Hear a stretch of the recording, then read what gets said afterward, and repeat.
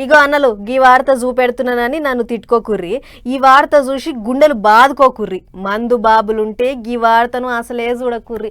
చూసి మీరు తట్టుకోలేరు. మీ గుండెల గుణపాలు దిగినట్టయితది. అవు మందు బాబులు గుండెలను పిప్పి చేసేటి వార్త మరిగిది. అందుకే ముందు జాగ్రత్తగా చెప్తున్నా.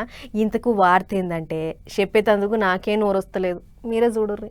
అయ్యయ్యో, ఎంత పాపము ఎంత ఘోరము. బంగారం వంటి మందు బాటలను రోడ్డులో కిందేసి తొక్కిస్తుడు కదరా. చక్కదనాల మందు ఒట్టి పుణ్యానికి నేలపాలాయ కదనుల్లా. ఇదేమన్నా న్యాయమేనాక పోలీసు వాళ్ళకు? పాపం ఇది చూస్తే మందు బాబుల పరిస్థితి ఏం కావాలి? మందు కొట్టును పుట్టినీళ్లు లెక్కన, సీసాలున్న మందును తీర్థం లెక్కన, మందు పోసేటోళ్లను కన్నతల్లి లెక్కన చూసుకునేటి మందు బాబుల పరిస్థితి ఏం కాని చెప్పులు గిట్లయితే. ఈ మోపున మందు తుమ్ము తీసిన చెరువులంగా నీళ్లు బారినట్టే ఏరులై పారుతుంటే మందు బాబుల మనోభావాలు దెబ్బతిన వాళ్ళ గుండెలు పగిలిపోవా?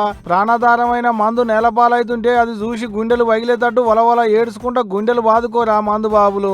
గుజరాత్ రాష్ట్రంలో ఉన్న ఓడోతర పోలీసు ఒడిగట్టుకున్న పాపం ఇది. పావులా పరక కొద్ది కూడా కాదు. మళ్ళా ఏం తక్కువ 4 కోట్ల రూపాయల విలువ గల మందు అడ్డగోలుగా అమ్ముతులని పట్టుకున్నది. పర్మిషన్ లేకుండా పట్టకపోతులని సీజ్ చేసింది. అలక తక్కువ మందు తయారు చేస్తులని కేసులు రాసిన మందు ఇదంతా.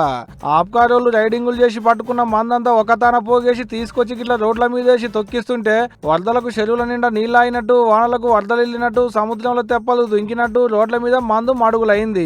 ఇప్పుడు కది చూసినాక గంత మందు ఒట్టి పుణ్యానికి నేలపాలాయ కదనుల్లా. లేకుంటే ఎంతమంది గొంతులు తడిపేది, ఎంతమంది ఆనందానికి సాయం అయ్యేది అని మనోవేదనకు గురై గుండెలు బయలేటట్టు వలపోసుకుంటారు కావచ్చు పోండ్రి మందు బాబులు. ఈ వార్త చూసినాక ఎంతమంది మందు బాబులకు గుండె పోటు వస్తుందో, ఎంతమంది మందు బాబులు మందు మీద రంజితోని మంచాన పడతారో పో. మరి కాదా గంతగానం మందు నేలపాలైతుంటే రంది ఉండదా? కానీ ఏం చేస్తాం తీయాలి, కలికి రాకుండా గంజికి రాకుంటాయే.